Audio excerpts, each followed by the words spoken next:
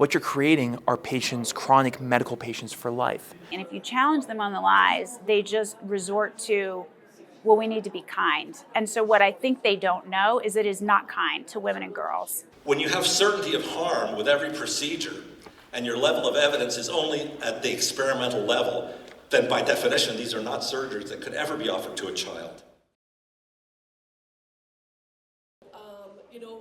Very seldom do people have to go through such extensive security to get into an academic conference. And it's a reflection of the world we're living in and this extraordinary topic that we didn't choose, but it chose us. And many people's lives here have been devastated by this subject. And so I really appreciate you for coming. And I'm very aware, we're all very aware of Charlie Kirk's murder, assassination, and that he was speaking about trans issues. And most of us here have been subject for, when we study it, for the last 10 years been told nothing to see here, nothing to see here, no big deal, you're overstating it, it's not a problem. I remember Graham Linehan said it recently, he said, it's like rubbernecking at a car crash, but it's rubbernecking the wrong way. Because people are just so determined not to look at this issue and not to study what's going on. And so I'm specifically from... I'm Stella O'Malley and I'm a psychotherapist and author and I'm the director of Genspect. When I started Genspect, I thought I was going to help parents, give them a voice.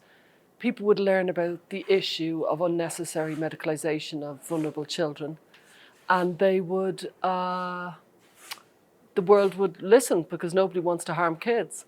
But what has shocked me is that I found extraordinary levels of institutional defences around very bad behaviour. And I honestly was a more innocent, naive person than I was 4 years ago. I thought the world was better than this. And I found there's an awful lot of people who work in ordinary jobs who look the other way when great harm is happening. For decades, the typical patient with gender dysphoria was middle-aged males and children. And then something began happening in the 2000s. There was an astronomical increase in teens. Teens who are identifying as trans, teens with gender dysphoria, with an even more remarkable increase in female teens. This does not mean that male teens were not effective, it's just that it was faster amongst female teens. There's also an increasing clinical trend that has even been recognized by WPATH in their SOC8, that this clinical trend of young people presenting who lacked childhood symptoms. And many of these young people have significant psychological developmental problems. Another population that is related is that we've seen an increasing visibility of detransitioners, and particularly detransitioners who regret their transitions. I began socially identifying as trans when I was 11 years old. And that was a role play identity for the longest time, something that I shared with friends or online, but that was never fully embodied at home, for example. And then at 17, I medicalized, became apparent to my family through a provider I was seeing in an inpatient program that I was trans when I was 15. And over the next couple of years, I went to a support group with another part of my family where it became more real, right? Because I said before it was role play identity. It became embodied through that support group. So 17 was the hormones, and then at age 19, I had a double mastectomy. And that mastectomy, I had massive complications, which were pretty horrific for reasons other than just having your breast amputated, right? Because that could be horrific as a baseline.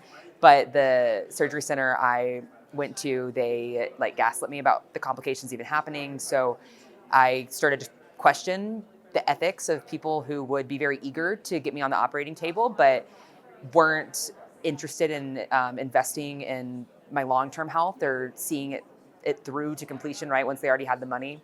And 6 months later, I detransitioned, thinking of that and also just learning more about what it means to be a primate, right?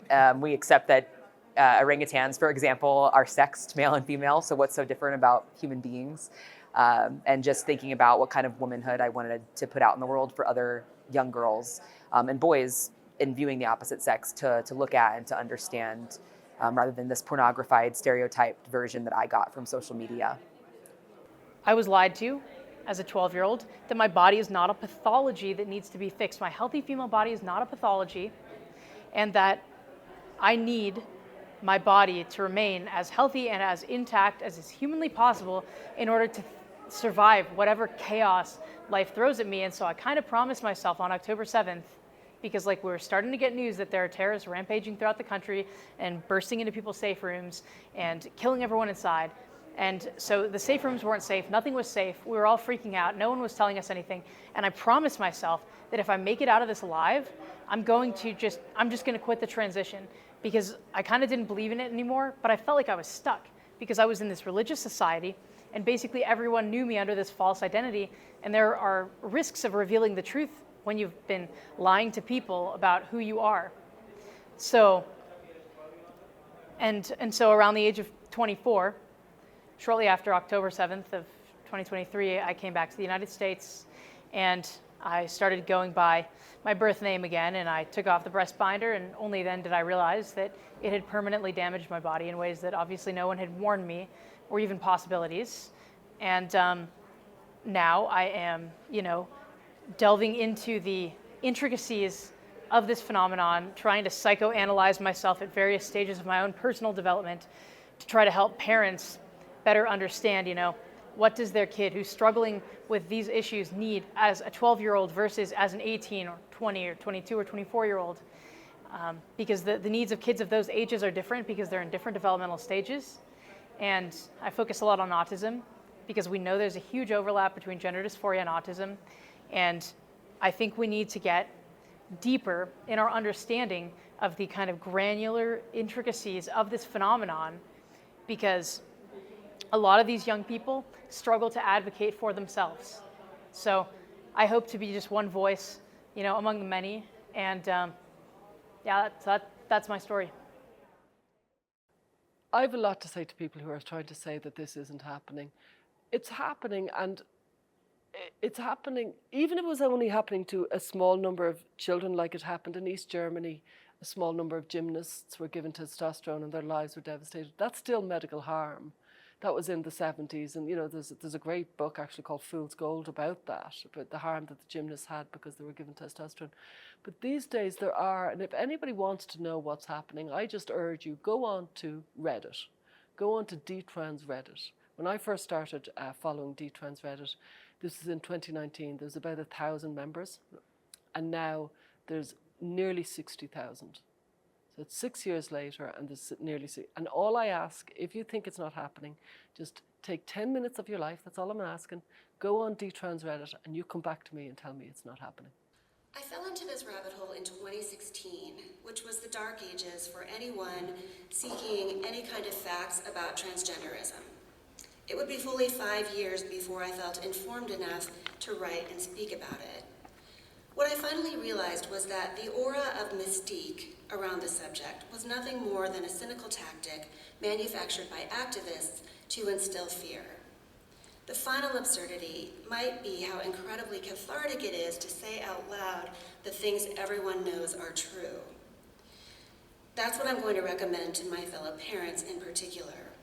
But first I'm going to share parts of my story that I haven't before, including details of my daughter's experience. I want you to know I ran the speech by her first and got her permission to talk about some of what she's been through. My daughter is 22 now, and for nearly half her life, she's been navigating a channel between two competing visions of her future. On one side, an understandably seductive promise that a girl has the power and the right to reinvent herself as a boy, a promise that can be as hard to relinquish as it is to fully believe in. On the other side, it's just prosaic reality, offering the same potential triumphs and defeats that real life has forever laid on the table for humans to pick and choose from. There's almost nothing to recommend reality except that the other option is an illusion that will force you not only to lie to yourself every second you're awake, but to demand others pretend to believe you. This is a punishing way to live. No one who loves you would want you to live this way, yet you are told the opposite is true. Recall the original trans child, the Reimer twin who became the victim of Dr. John Money, was a baby boy whose penis was destroyed in a botched circumcision, a procedure I've opposed vehemently for going on 3 hours now.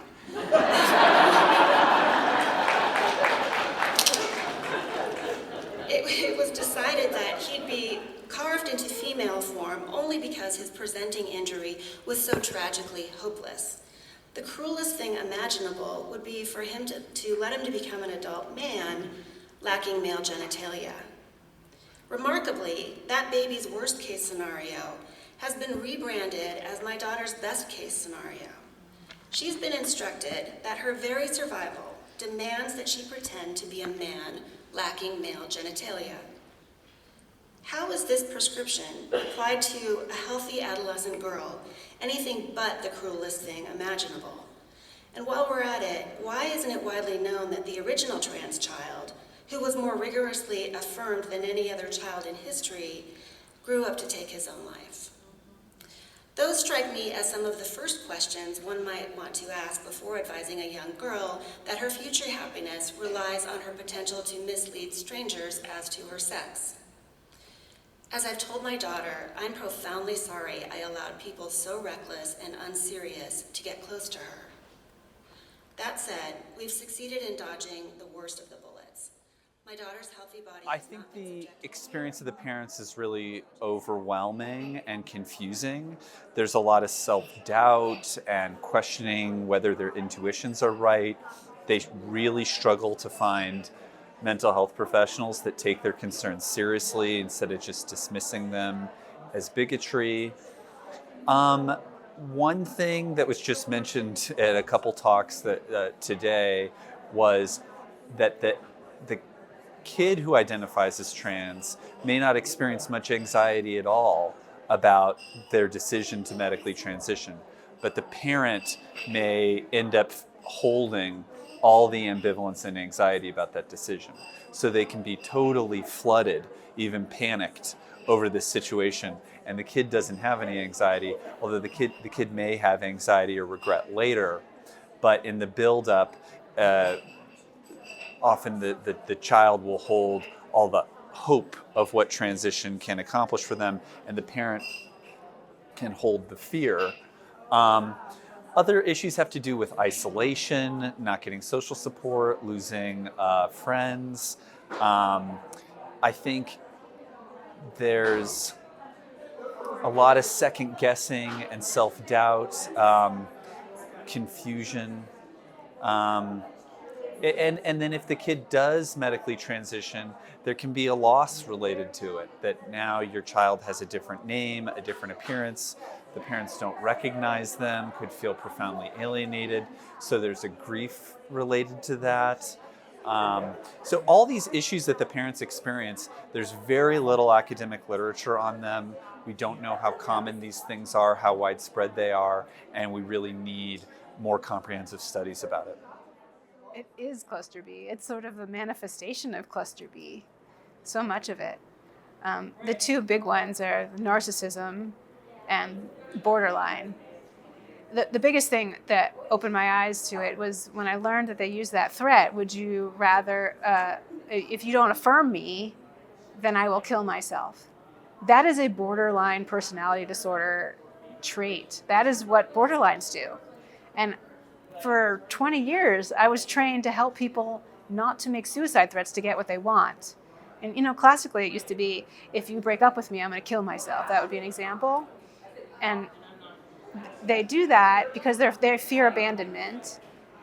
And maybe in the short term, the person sticks around because they obviously don't want to be responsible for a suicide. But in the long term, that just creates more distance and more loneliness. And that's what the trans people are doing. I feel like these poor children who are taught that that's their only alternative, I feel like they're being harmed just from that lie, just from that alone. They're being harmed. To be trained to say that, to believe that that's true. And also, cluster B has a lot to do with needing that external validation versus getting it from internal. And that just sets someone up for failure, to believe that if everybody else has to take an action or use my preferred pronouns, otherwise I will kill myself, or I will crumble, I will have poor mental health. If your mental health is dependent upon what other people do, you are set up for disaster. And that is what one of the pinnacles of cluster B. And that's why we're seeing this breakdown in society. So I think this is a very interesting topic, because the very nature of my work is, in some extents, is taboo. Emergency medicine is not taboo, but we see a lot for sure, and see a lot of the fallout of mental illness in the acute setting. People might say, well, why as an emergency physician are you dealing with gender distressed or gender confused patients? And I may not be dealing with their gender distress, but I see them for their acute mental health issues, and the two are very clearly linked. And I think that's something that we fail to give credence to, because just saying that is clearly taboo. But my other interests in medicine. I think so much of the trans ideology comes from this ultra progressive leftist ideology. And what's so ironic is that this is really regressive. This is really enforcing sex stereotypes and saying that it's also the gay erasure, right? It's saying that if you're an effeminate male, if you're a masculine female, if your interests are non-traditional, if you are gay or lesbian or bisexual, that you were born in the wrong body. And so this is not the progressive panacea that's being sold. It's actually very regressive, very socially regressive ideology. We should accept people for who they are and not force them to modify their body because their personality is different from the mean. So not everybody here knows who I am, so I just want to give you a little bit about me. I was diagnosed with a psychological issue at age 15 related to my gender identity. I started taking estrogen at age 18. You can see me there at 17. This is the first time I've ever shared this in public. I had surgeries, please don't imagine them, at 19. And then I tried to make this work for a number of years after that. Around 2010, I had this moment of resignation where I realized I can't become a woman, I have to give up. I tried, I just had to realize it's not possible for me, it's not possible for anybody. And I had to start this very gradual unwinding. You see where I am right now. There's probably still some more unwinding to do. In 2015, I approached Michelle Goldberg to see if she'd be interested in a piece that was eventually published called The Trans Women Who Say That Trans Women Are Not Women. And then I co-founded a Gender Care Consumer Advocacy Network, which is a patient-based nonprofit where we tried to appeal. We really wanted to work with clinicians and say the level of care is not good enough. Will you work with us to increase it? They said, no. And so I started getting involved in legislative work where I've testified in many states at this point and have been successful, part of teams getting legislation passed that prohibit minors from having medical procedures for their gender issues. And I've also, it's all teams, so, but I'm glad to be a part of this. And I also contributed testimony for Alabama's lawsuit. That's not the one that went to the Supreme Court, but it was pretty important at the circuit court level, so that was nice. All right, so I want to give you a little bit of background. I am the parent of a gay son, And I am a progressive, a liberal, and I can see that if this ideology had been as forceful as it is now, if it had been that forceful when he was in elementary school, that we both could have been caught up in it, because he was a non-conforming kid. And as many of these kids are, it turns out he was gay, homosexual. So I feel like we dodged that. And my other purpose in being here is understanding how we can help other parents, other kids, other school systems stay away from this ideology. If an adult male, an adult female wants to live their life as if they were the other sex, that's fine. Not a hero, not a villain, but children, I think, should not be exposed to this. Okay, here's an example of the problems, right? Here's a counterfeit phallus using an operation like I just showed you there. And where this arrow is showing you there, right there at the bottom, this is what's called a retrograde urethrogram. The radiologist is shooting some contrast up through the urethra to see where it goes. You can see the pelvic bones there, and here's the construct phallus, and there's the catheter going in there. And you can see urine leaking out of that. That's what a urinary fistula looks like. And, they can be healed, but it's a lot of work sometimes. And ostomies are sometimes required, diversion of the urine, diversion of the feces, whatever may be necessary. So, let's talk real quickly here about chest masculinization. This is the most commonly done operation in gender affirmation surgery. You take a completely normal female and you amputate her breasts, and you reapply the nipples as full-thickness skin grafts, right? So the breasts are completely removed, liposuction of the chest if necessary, and then the nipples are taken off the amputated breasts, the nipples are put back on as full-thickness skin grafts. That's an example, right? A totally whole, beautiful person has now been mutilated. There's a loss of function. This isn't a benign thing. Obviously, they've permanently lost the capacity to breastfeed, and they've permanently lost the nerve connection between the nipple and her brain. There's a named nerve. It's called the fourth intercostal nerve, runs between the fourth and the fifth ribs on either side, that has a privileged path to the brain, privileged path to your hypothalamus, where it elicits the production of oxytocin. Nipple stimulation produces oxytocin, used to be called milk letdown factor, causes the breast to produce milk. Not only does that oxytocin cause the breast to produce milk, but it's also part of the unitive effects of the sexual embrace that unites husband and wife, right? That arousal is more than just, wow, this is great. There is a unitive effect of that. That is permanently lost. You can never get that back. Here is one of the advocates for that operation, an imbecile named Joanna Olson Kennedy.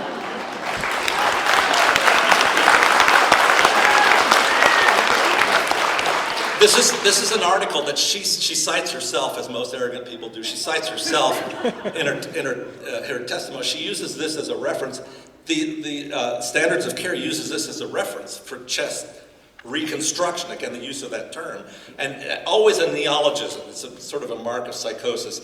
The neologism this time is transmasculine minors. And what does she use to prove that this surgery works? She uses an unproven test instrument, a test instrument that involves quality of life survey that she herself created, that is completely untested and unproven.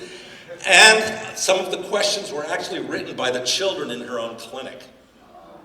An imbecile. Okay. So, known harms I've already described to you. The proposing a surgical plan. When you talk to a patient or the parents of that patient to propose surgery, you have to present the evidence to them so that they can make an informed choice. If I do it this way, what's the likelihood of success? If I do it that way, what's the likelihood of success? When you have certainty of harm with every procedure, and your level of evidence is only at the experimental level, then by definition, these are not surgeries that could ever be offered to a child. And I say that the patient is a child, and I say all of them because all of these patients are children, no matter how old they are. Yeah. Okay. So, examination of benefit and risk. and the likelihood of one outcome or another is based in levels of scientific certainty. And we're in the era now of evidence-based medicine. We're supposed to be working in that world of evidence-based medicine, and every specialty has crafted guidelines for what qualifies as evidence, right? This is the evidence that we use in the Association of Plastic Surgeons. What I would point out to you in this slide here is that at the bottom, lowest form of evidence is an expert opinion, right? Which is an interesting thing to hear from a guy who's offering you an expert opinion right now, right? But in order to offer a surgery as something other than experimental, you have to have level 3 evidence or better. So if you look on that graph, level 3 evidence or better, right? Which means that you've got case control studies. The American literature has no such evidence. None. There's none.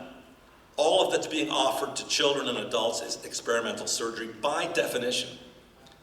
The weakest evidence supporting a right decision is the opinion of an expert. And of course, the attribution is to an unknown person, which is how things like this ought to be, right? Okay. So, claiming a standard of care is a misrepresentation of facts, right? When you claim standard of care, what you're saying is that to do anything other than what I'm claiming as a standard of care is to risk harms to the patient, right? And that to do such a thing is evidence of an ethical or illegal violation.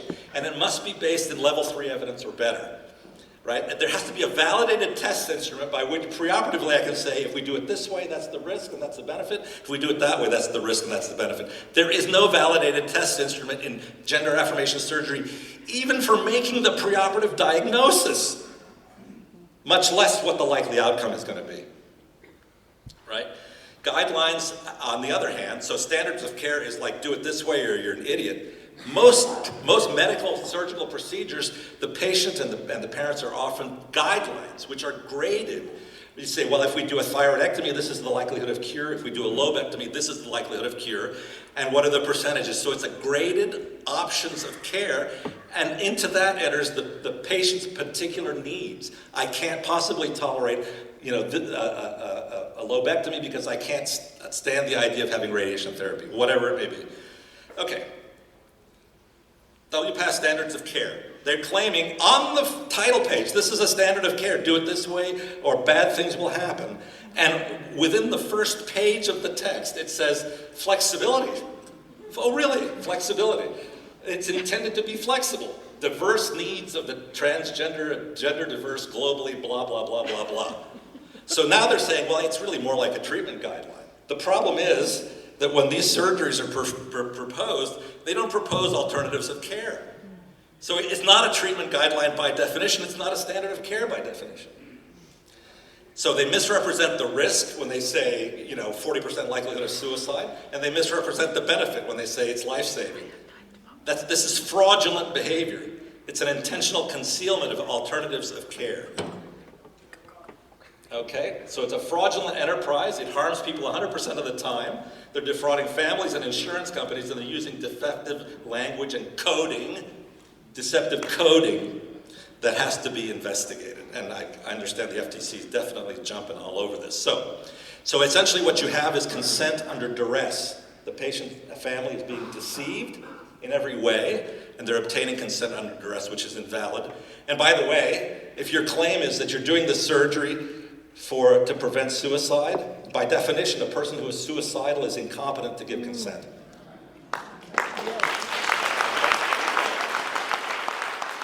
Beyond a doubt, surgeries are being done on children, and the question of benefit is a very clear answer, right?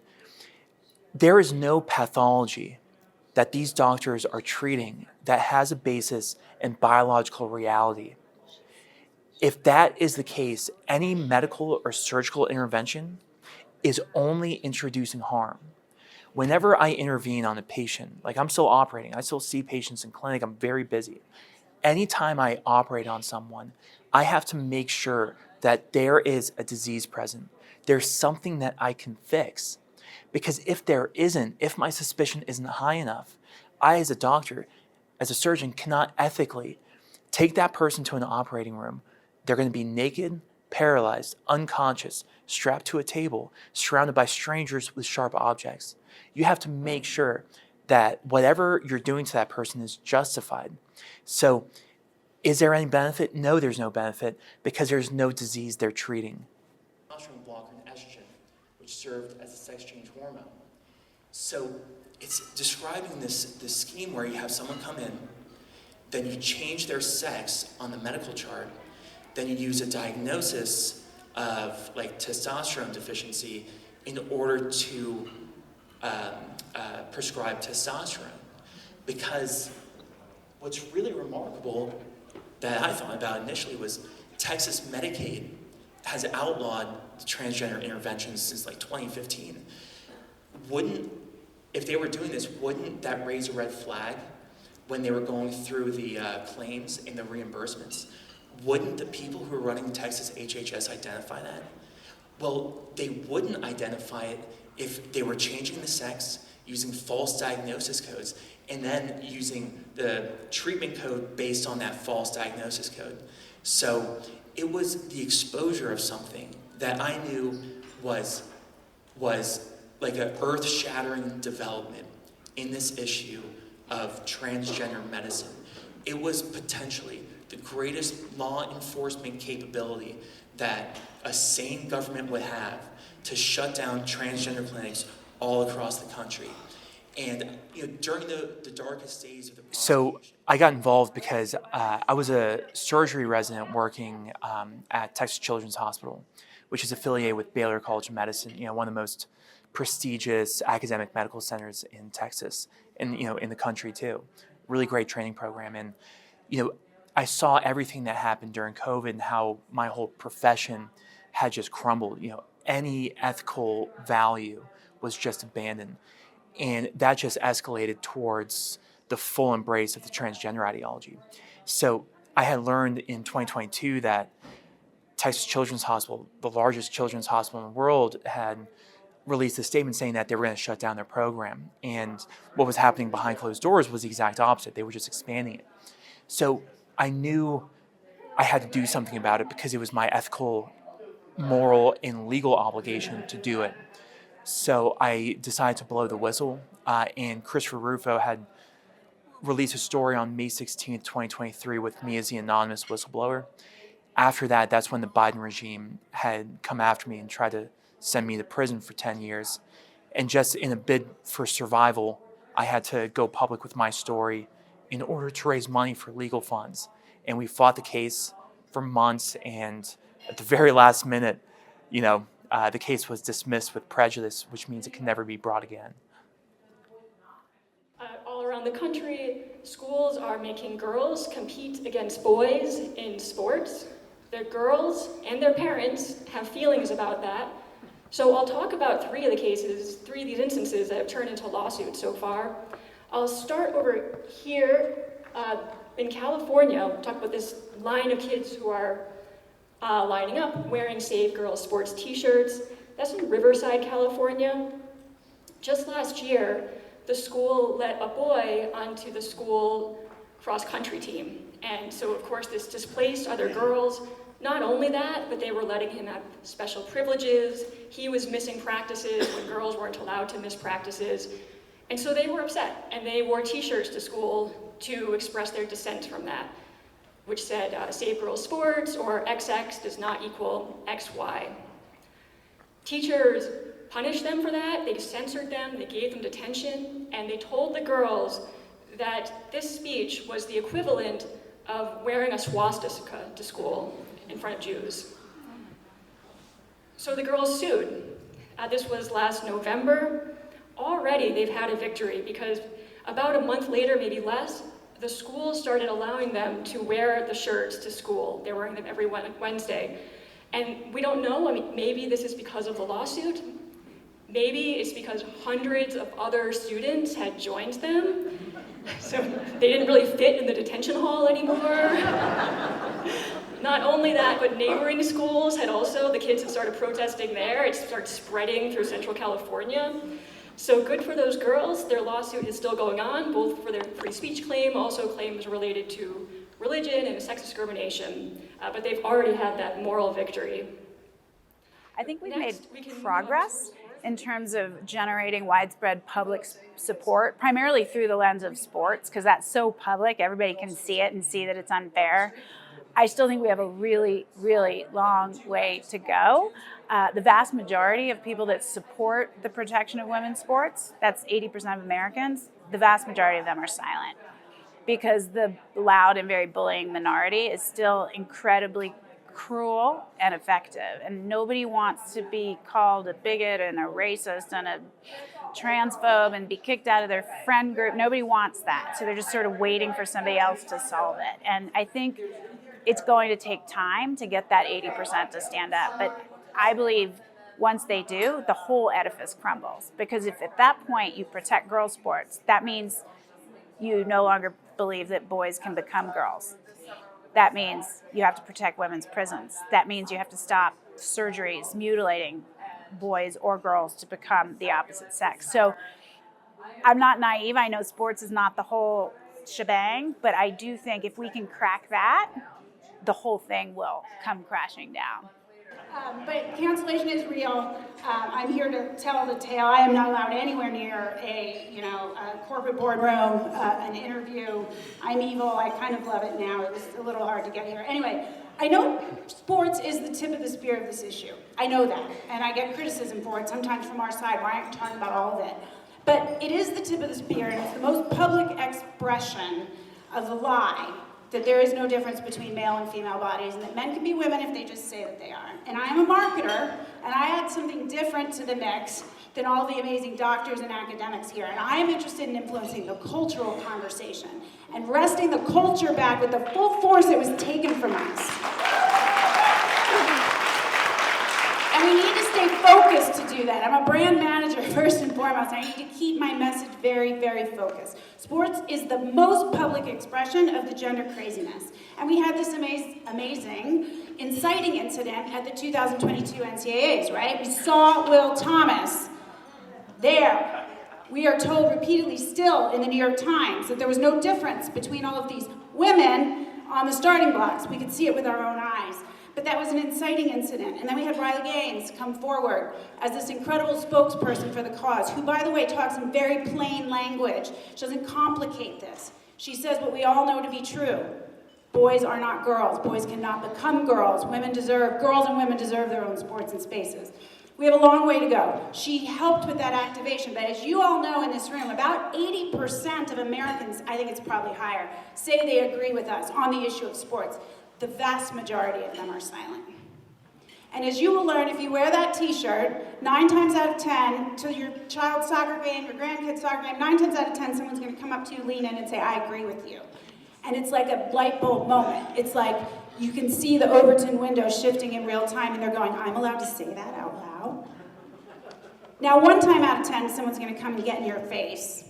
And I'm happy to provide advice on what to say. When they do that, stand your ground, be kind, do not back down. They're used to people backing down. These bullies have had the mic for far too long, and that's what this brand is about. It's about taking the mic back. I'm not a doctor or a therapist. Many of you are. I've talked to many people here, parents. For most of my life, I identified as a feminist. So when I started doing journalism and writing, I was covering women's rights and feminism. I was always an outlier. I was challenging what's referred to as third wave feminism. I was more inclined towards second wave feminism and radical feminism.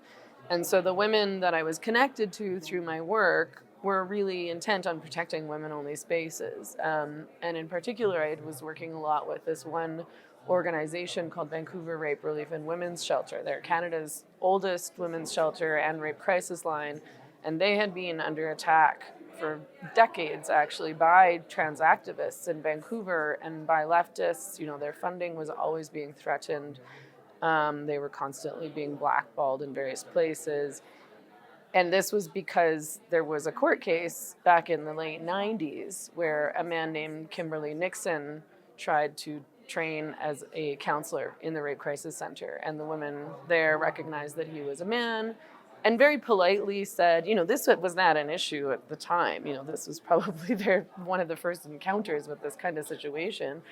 They told him, I'm sorry, the training is only for women. This is a women-only space. and he took them to court. So they had to spend years and years and years and years going through these human rights tribunals all the way up to the federal level to fight just to maintain a women-only space.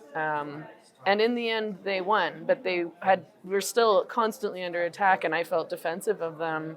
And I wanted to understand why it was important to protect women-only space, not just in shelters, but in general. And I wanted to be able to defend them. So that's when I started speaking out about transgenderism and gender identity ideology, and speaking with other radical feminists who actually had been talking about these issues for a long time. Janice Raymond, Sheila Jeffries. These are people that probably no one would have heard of outside of radical feminism, but very foundational within second wave and radical feminism. And I was just one of the only ones in Canada who was doing it and would do it, so I had to. I felt, somebody had to say something. Into the war on normal. To use education as a vehicle to recruit children into the war on truth, on legitimacy, on reality itself, and ultimately to use education as a vehicle to recruit children into a radical, revolutionary, religious cult. And this is not me being hyperbolic for clicks online. I mean that precisely when I say it, a radical, revolutionary, religious cult. And hopefully by the end of my talk, you don't have to agree with me, but at least you'll know where I'm coming from. So, first thing I have to get out of the way, and I apologize for some of you who may have heard this multiple times, but this gets brought up every time. Queer theory has essentially nothing to do with being gay or lesbian. Absolutely nothing. It is hostile towards the idea of someone who happens to be gay or lesbian, growing up and fitting in and living in a society, having a happy, healthy, normal life. Getting along just as any other person might get along. Completely hostile towards that idea.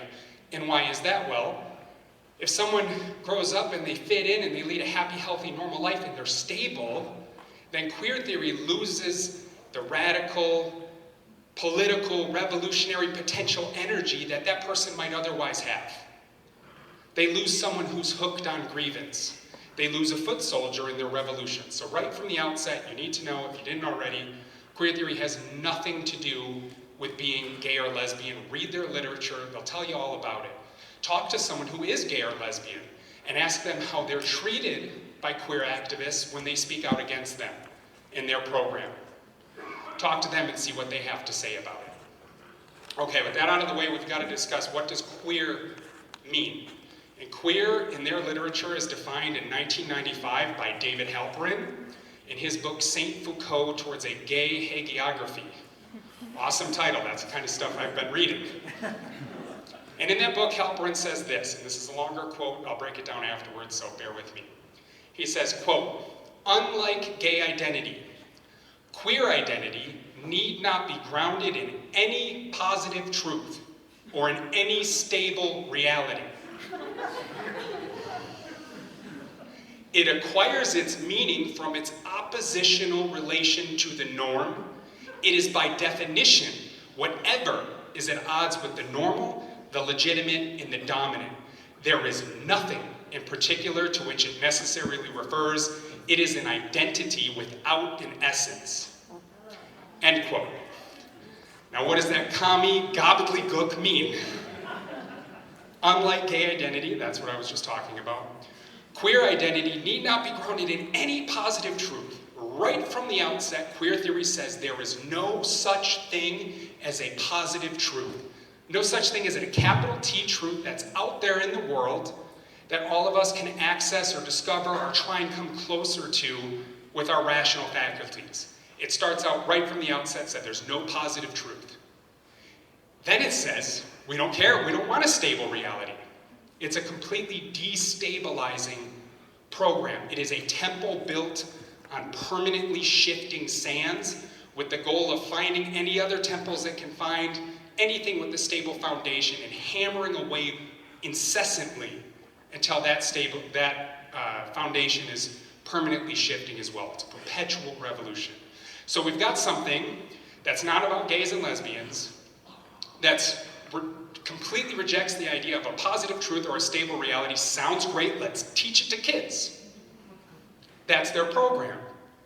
And it acquires its meaning from its oppositional relation to the norm. It's by definition. Instead of being explored, the dreaded but natural puberty of a so-called trans-identified child is blocked.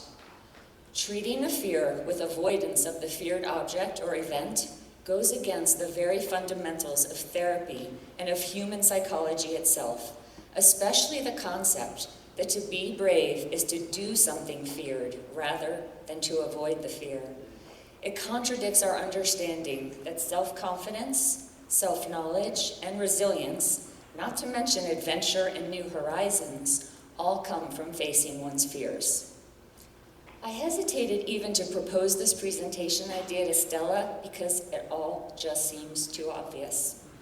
But since an evolutionary biologist still needs to pivot his work to explaining that sex is binary and cannot be changed, since court cases still need to be won in order to be able to declare that a woman is an adult human female, since experiments asking whether using castration drugs to block children's puberty is a good idea are still being considered, and since the father of evidence-based medicine has regressed to the child of activist-based medicine by signing a letter referring to sex change procedures for children as medically necessary in spite of low evidence of benefit and increasing evidence of harm, here I am. Here we all are. Blocking puberty threatens to demolish the physical and psychological bridges to healthy cognition, bodily integrity, sexuality, and adulthood in general. Fears are concretized and avoided instead of seen as metaphors for distress and challenges to overcome. I am by when people are sad or unhappy, or otherwise experiencing, feelings that are unhappy, they gravitate to places where they can feel happy or feel better. And increasingly social media, because it is a place where they can go to get affirmation and find others who are also sad or unhappy, that becomes a place for them to go there to find these communities to become, I guess in a way, less unhappy. But what it ends up doing is that it never allows them to really address or to work through the reasons why they were unhappy in the first place. So it becomes sort of a feedback loop, if you will. And it's magnified on social media because once you get onto a socially mediated platform, you have no contact with the real world where others can sort of challenge you or continue to force you to deal with what is at the source of your unhappiness. This was the basis to lie to parents. In the Foote case, the appellate court said, keeping parents in the dark creates a space for students to express their identity without worrying about parental backlash. That is our appellate court. But this type of reasoning flips the law on its head. First, I have likely spoken to or interacted with more than 500 parents with kids adopting sex-rejecting identities, and not a single one have harmed their children physically or emotionally or have abandoned their child. They all have leaned in closer. 2, the Supreme Court almost 50 years ago ruled that there is a presumption that parents have their children's best interest at heart.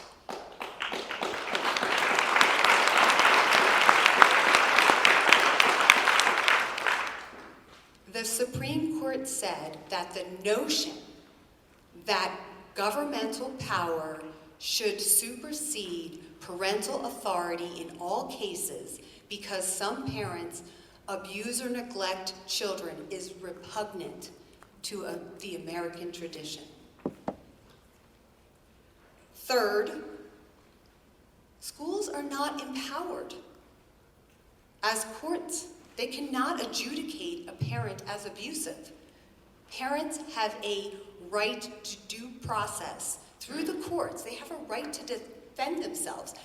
These parents don't even know that the school has dubbed them abusive. It's just an automatic, done in stealth, done in secret. But I predict that in 2026, the Supreme Court will rule that parents have the fundamental right to raise their child as his or her sex, the most essential aspect of being a human.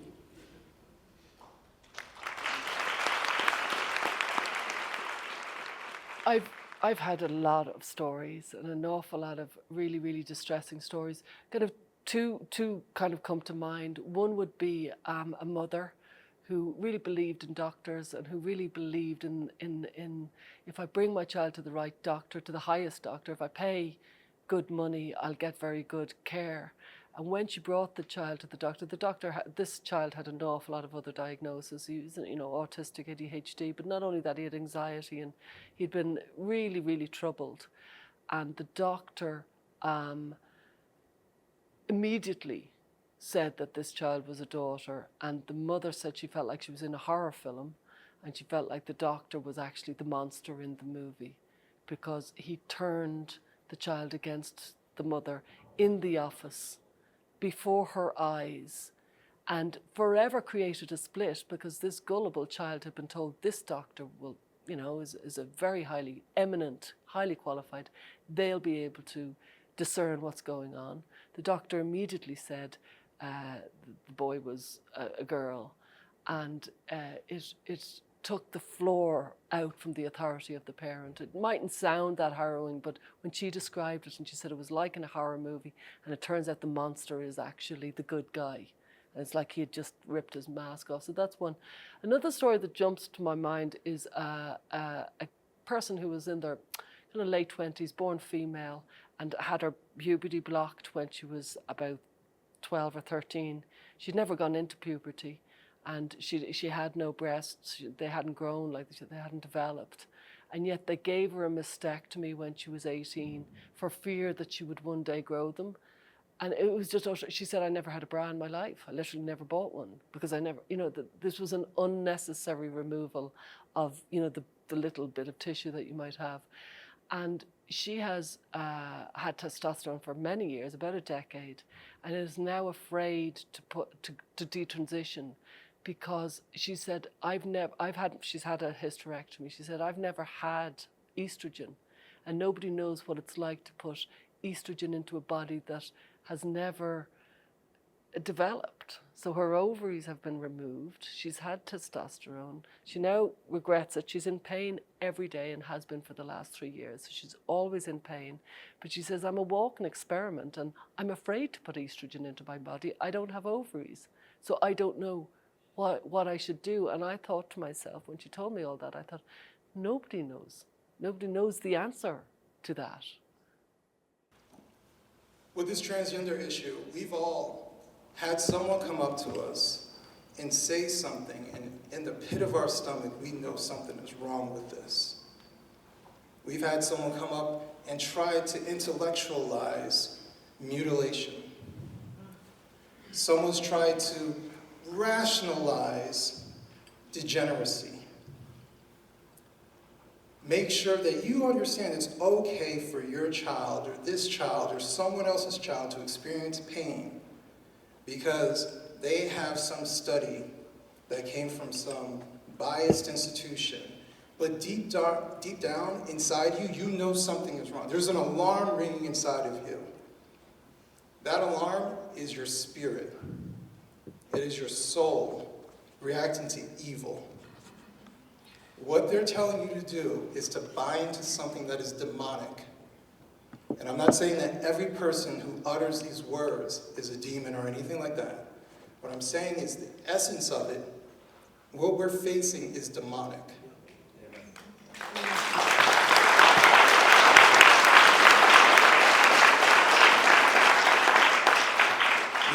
that were posted up there earlier today with a fake penis, when you look at that, the first thing you see it, but you feel it. Something is incredibly wrong with that. That is your spirit. I'm in a room filled with good people.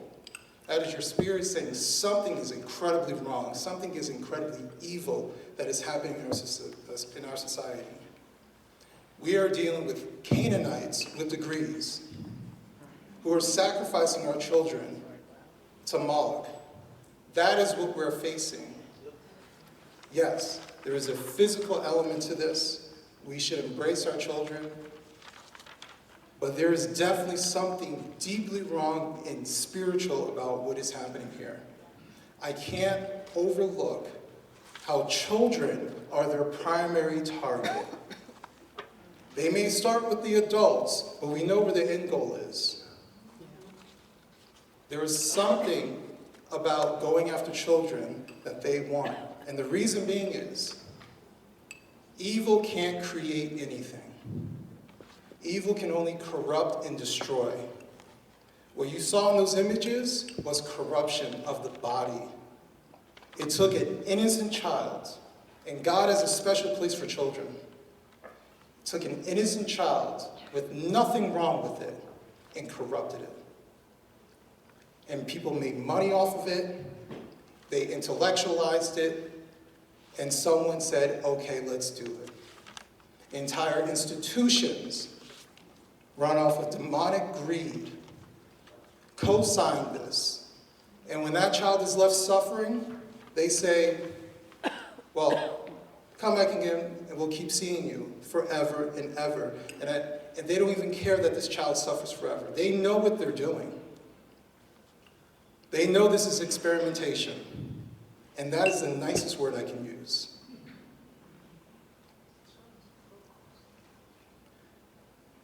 What I believe is that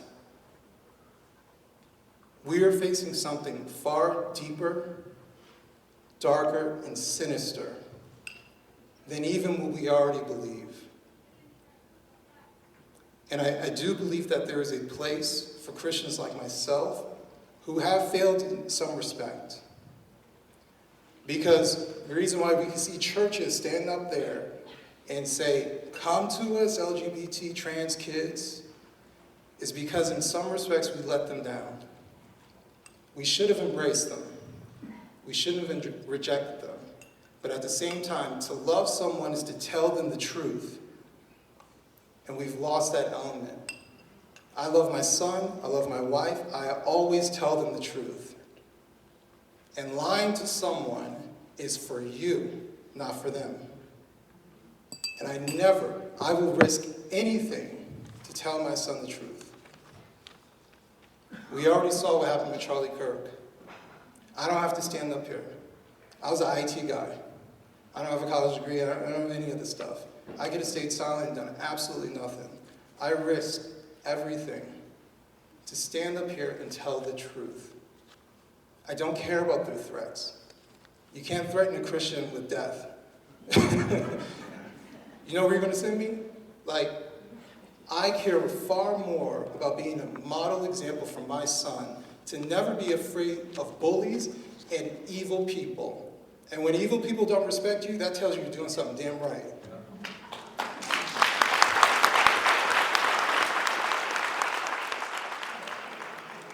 I think the biggest solution here, because it is spiritual warfare, and I think one of the reasons why trans ideology and woke ideology was able to blossom in the way that it has is because we don't have a spiritual component in our society, whether it's Christianity or something of that particular nature. I think that because that's been taken away over decades of brainwashing, we've seen it's almost in terms of like societal collapse when you really think about it. And once you remove those kind of morals and ethics and principles from a society, real mayhem happens. So if I had a magic wand, and if I was going to just, in one stroke of a pen, like make a wish happen, it would bring some kind of moral clarity that can only happen in a spiritual awakening.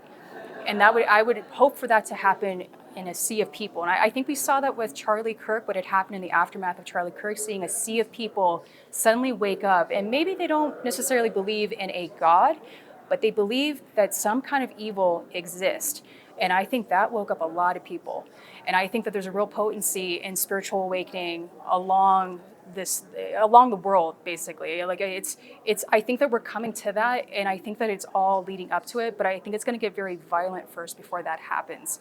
And you're seeing a lot of people just have fire and awaken and realize that there is morals and ethics and principles are of value to a society, not just a community, but in the family dynamics with your neighbors, with your friends, with your communities. Yeah, I would, one wand, it would be spiritual awakening for everybody, for sure. Hands down, that's an easy one. Yeah. If we're going to move forward, we have to understand that you're going to be hated. And I'm going to use a biblical reference. Jesus said, they hated me, and they're going to hate you too. Why? It's because they're evil. Evil always comes for us, but good always wins in the end. And maybe I'm just being like blindly optimistic, right? I tend to be optimistic. But I'd rather be an optimistic fool doing the right thing than a coward who says nothing and let evil overtake.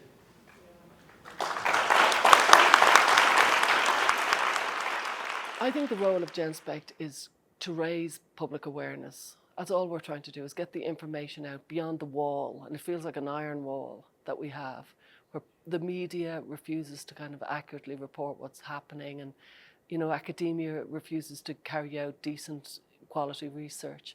So our job is to disseminate information. What I'd really like, if we got supported or if we got funded appropriately, would be to go into schools and colleges and offer decent, reliable information. I've given loads of talks over the years in schools and colleges, and just kind of to kind of almost dilute the navy with yellow, if you follow me, like dilute it so that like the mass level of misinformation that's already gone into schools gets corrected. Even the children who suffer, like myself, can change the trajectory of their life. Even they can take that pain and turn it into purpose. And it took me decades to realize that. I felt like that pain I went through was for no reason. Why should a child suffer like that? And I realized that my suffering has been an opportunity to help others who are suffering, to prevent others from being harmed, to have to go through what I went through, to be a better father to my son. Not all suffering, I would say even most suffering, doesn't have to go in vain. You're here because someone suffered in your life, and you're not letting it go in vain. God bless you all.